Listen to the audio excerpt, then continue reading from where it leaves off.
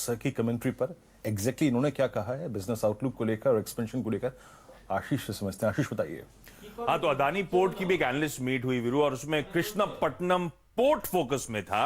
इनका कहना है कि जब इन्होंने करार साइन करा था कृष्णपट्टनम पोर्ट के लिए, उसके बाद से लगातार कोशिश है कि इसका इबीटा इंप्रूव करा जाए, और इसके चलते दरअसल ये सालाना 300 करोड़ रुपए इबीटा इंप्रूवमेंट क्लॉक कर पाए, वो भी परमानेंट बेसिस पर। साल की शुरुआत जनवरी में इबीटा मार्जिन क्लॉक होते थे 54% के, जो अब इंप्रूव होकर 70% पे अक्टूबर के महीने में पहुंच चुके हैं।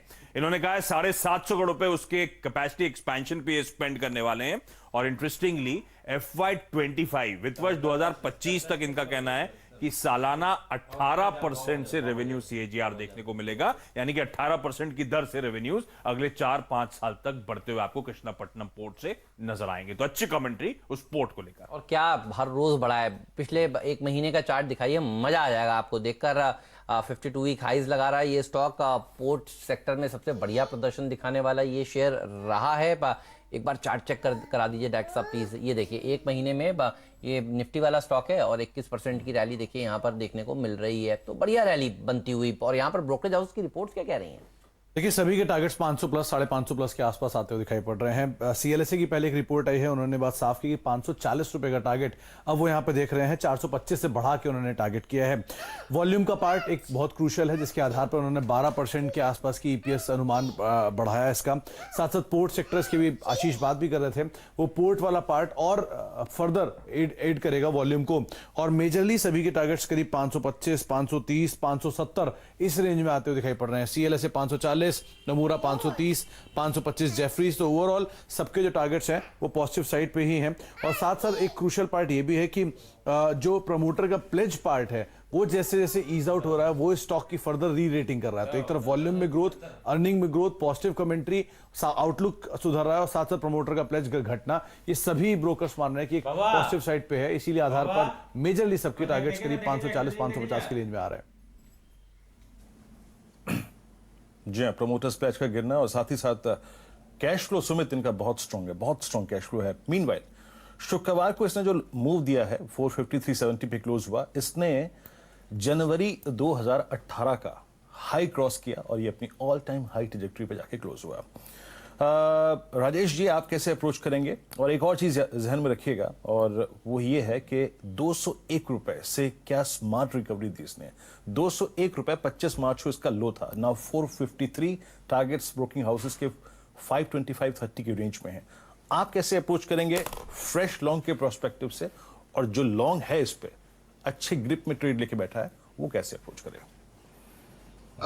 वीरेन, आपने बिल्कुल सही कहा, क्योंकि यहाँ पे जिस तरह से रैली पैन आउट हुई है 200 के लेवल से वन वे 455 तक, तो कहीं ना कहीं टेक्निकली तो ओवरबॉट है। लेकिन यहाँ पे एग्जॉशन साइन या सेल साइड के सिग्नल्स अभी तक आए नहीं है। सिर्फ चार्ट ये सजेस्ट कर रहा है कि कहीं ना कहीं ये प्रॉफिट बुकिंग जोन हो सकता है।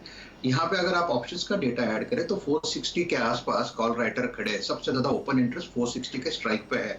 तो मैं जो आपका सवाल था कि यहाँ पे लॉन्ग के पर्सपेक्टिव से, तो मुझे लगता है कहीं ना कहीं हम एक रेजिस्टेंस के आसपास है, जो कि है 460। काउंटर स्ट्रॉन्ग है, मुझे लगता है थोड़ा कूल ऑफ होगा। 440 है इसका बेसिक, तो मैं अवॉइड करूंगा fresh long. Fresh long avoid करेंगे। कहां पर आए तो खरीदने का सही लेवल होगा? डिप्स में अगर लेना हो किसी को जिसकी रह गया हो, तो कौन सा स्तर अच्छा लगता है आपको? ये करेक्शन अगर आप एंटिसिपेट कर रहे हैं, कहां तक जा सकता है ये नीचे में? हेमंत, इसका जो प्राइमरी जो ट्रेंड है वो बहुत स्ट्रांग है, गर्म है। काउंटर ज्यादा कूल ऑफ नहीं होगा। 440 वो स्तर रहेगा जहां पे मुझे लगता है फिर से तेजी वाले ग्रिप पकड़ने की कोशिश करेंगे। 440 ये वो स्तर है जो एंट्री के लिए बढ़िया नजर आता है। मुझे याद है जोशी जी ने भी खूब इसके ऊपर लॉन्ग साइड के कॉल्स दिए हैं।